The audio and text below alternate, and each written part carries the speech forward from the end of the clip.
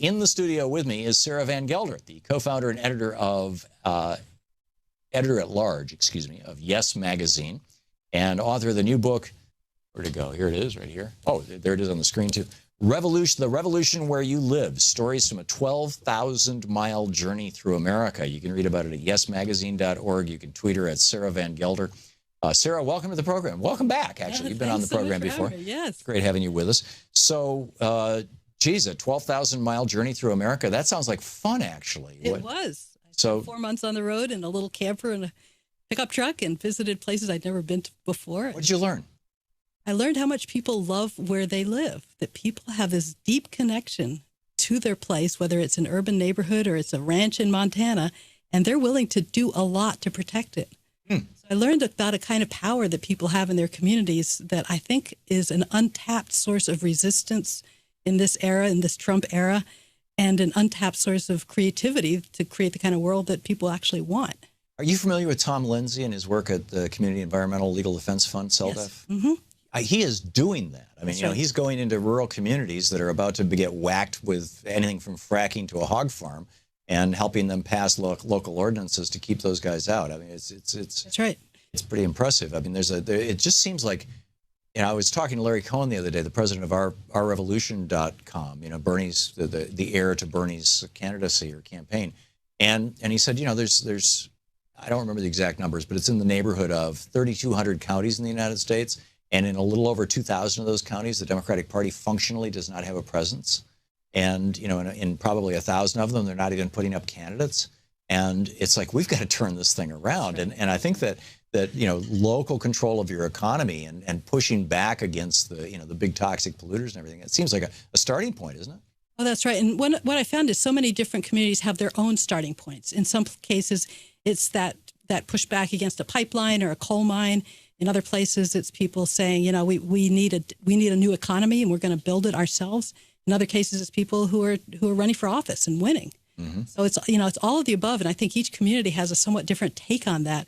But certainly, the notion that we can run for those local offices and win, and then move up the chain is really important, and that we have our own independent political organization, not reliant on the Democratic Party, because the Democratic Party does tend to let us down and does tend to disappear in between elections. Well, I think we need to do both. We need to strengthen and become the Democratic Party, frankly, and stop this, let's go back to sleep between the elections, and build an outside movement. I mean, is that not unreasonable? No, I think that's right. And we have to hold those elected officials accountable and not just look to them to do the right thing, because they're going to be followers, not leaders. So, I looked at the map, and there's a lot of great pictures in your book and in this map of your trip.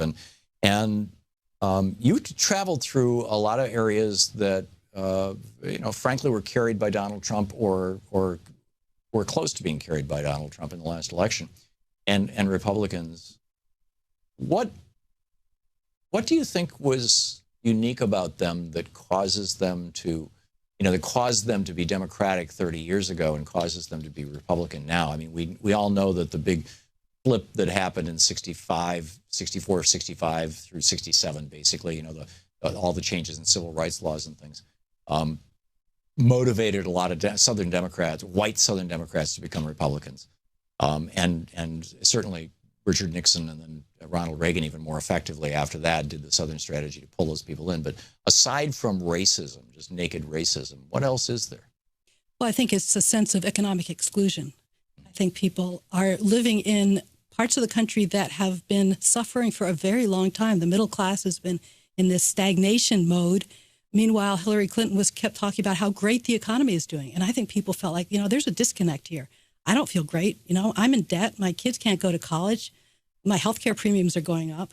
One thing after another. It just doesn't feel to people that I talk to. This is why both Donald Trump and Bernie Sanders overwhelmingly won West Virginia, for example. Exactly. It's an outsider strategy. It's saying, this coalition between big corporations and big government with their own insider idea about what's good isn't working for me. I heard that over and over again, and I think people could have gone for Bernie Sanders because he did have that outsider perspective. Yeah.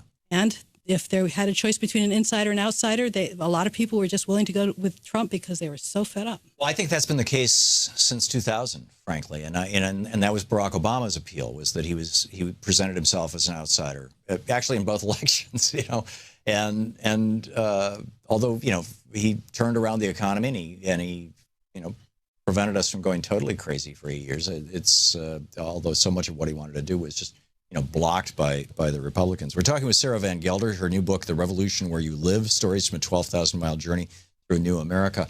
You also wrote a piece recently for Yes Magazine called Big Protests Are Fine, but Here's a To-Do List for Lasting Change.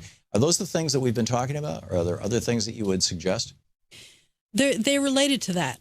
I think that the kind of transformation that we need goes far deeper than just electing Democrats into office. I think we need to take on big questions like the climate crisis. We need to take on racism at a much deeper level.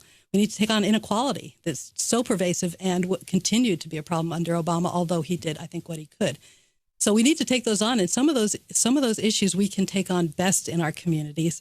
The article you're talking about, I was inspired to write after the election because I think there's so much we have to do now at a local level to keep things from getting worse. I think fascism thrives when people are afraid and when they close their doors and go inside, and we have to do the opposite. We need to be there for each other, just as we were in the Women's March, just as so many people are at the airports. We need to be showing up in person wherever we are and connecting with each other.